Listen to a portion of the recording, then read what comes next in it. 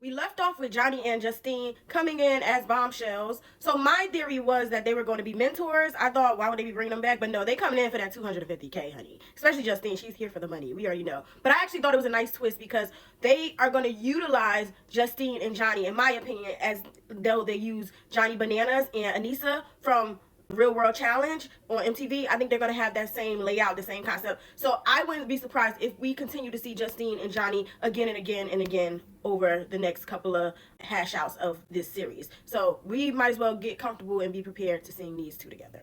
So the episode begins with Ty and his new couple with Lucinda. They're basically best friends. It gives friendship vibes, but he would sneak in there if she allows it. But she's not really. She know Ty. She's from the UK, so or they're from that area together. They know each other. So she's not even trying to go there. She still has her focus on Mert, and Ty then moves his focus towards Audrina, consoling her because she really is upset after the challenge. He tells her that he's still there for her.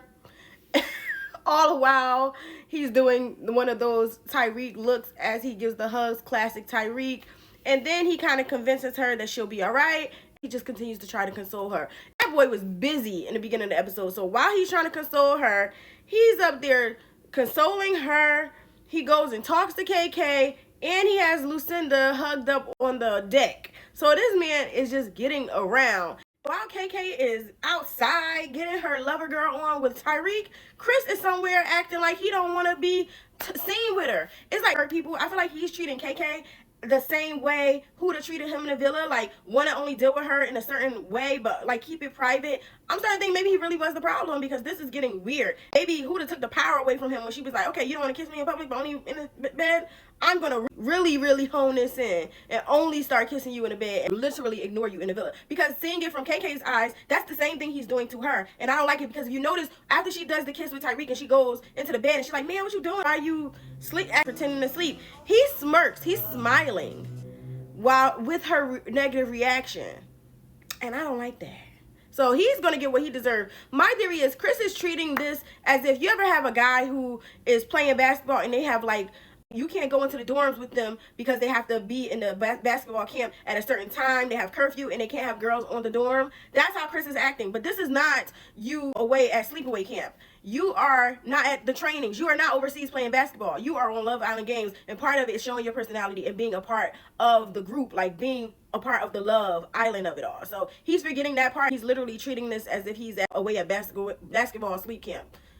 So that's my theory of why he's treating it that way, because he's used to compartmentalizing everything. Girls go here, sports go here, but that's not Love Island. You have to be able to manage it all. And that's why Tyreek is really good at what he does.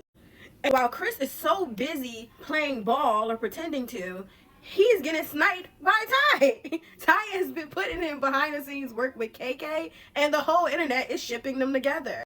Particularly in this scene, Ty asks KK if she's bored of Chris.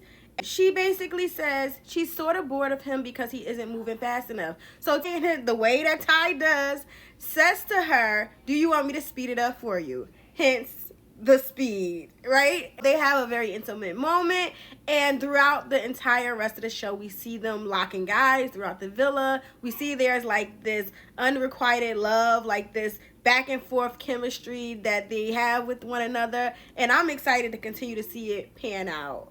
KK and Tyreek, they actually are a good match because KK is a Libra. That's why she's a lover girl. And then Tyreek being an Aries, they actually work really well together, their synergy. Another couple that's getting a little bit hot and steamy are Garby and Kendall. So Garby and Kendall, they did a beautiful little kiss in a photo booth. It was mostly Garby driven, so she has to be careful with him because I was screaming to myself, Garby girl, don't fall for it. Control it, hold it.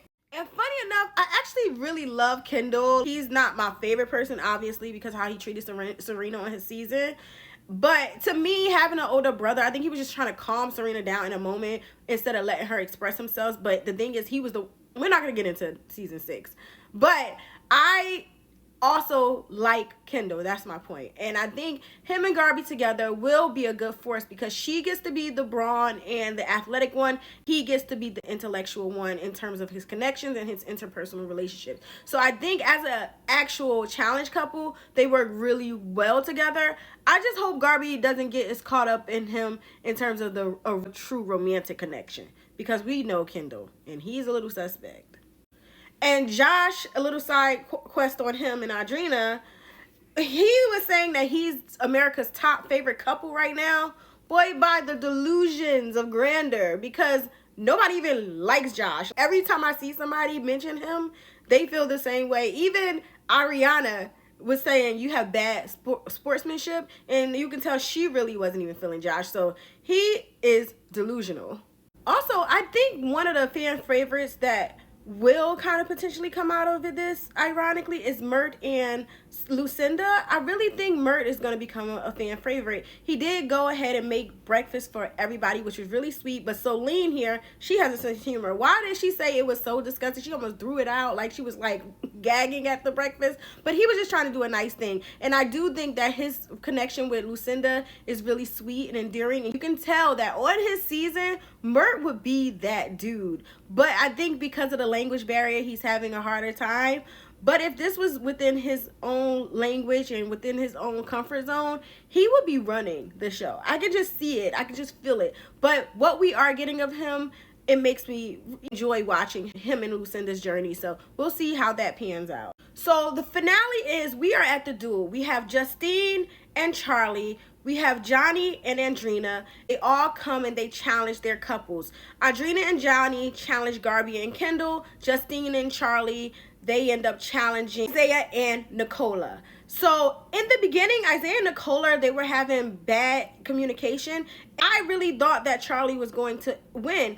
But in the end, Isaiah and Nicola came back, even though Justine and Charlie were in the lead. They end up taking the win, in turn sending our boy Charlie home. On the flip side, Audrina and Johnny, they go against Garby and Kendall. And the way Johnny is just coaching Audrina, let me tell you, Ty was pissed. He was not enjoying seeing his girl get coached by Johnny. So I'm going, yeah, put it there, turn it here. It was just crazy to watch. But in the end, Audrina and Johnny did win their challenge. This is literally Ty's face. And he ripped into Audrina. He was like, you need Johnny to win. You can't do it by yourself. It looks like you have to be coached. It was a mess. And Johnny was coaching. So we're going to be left with the light-skinned bandits. It's going to be Johnny, Ty, and Toby's coming in. And because nobody admits anything they've done. Living off a coffee from a pot none of you want to touch. I hear Toby and Lucinda have a little bit of history going on themselves. So this should be really interesting to see how this all pans out. We'll be watching that tonight. If you guys haven't already, please hit the follow button. Please don't forget to comment, subscribe if you are watching here on YouTube. It's your girl, Nico Nicole, and this is Give This Girl a Mic. I'll see you guys later. Tyreek, he was dressed like a goon. He was ready for war. Look at him. He was ready, honey. He was ready. So, very entertaining it's going to be. That boy is made for TV.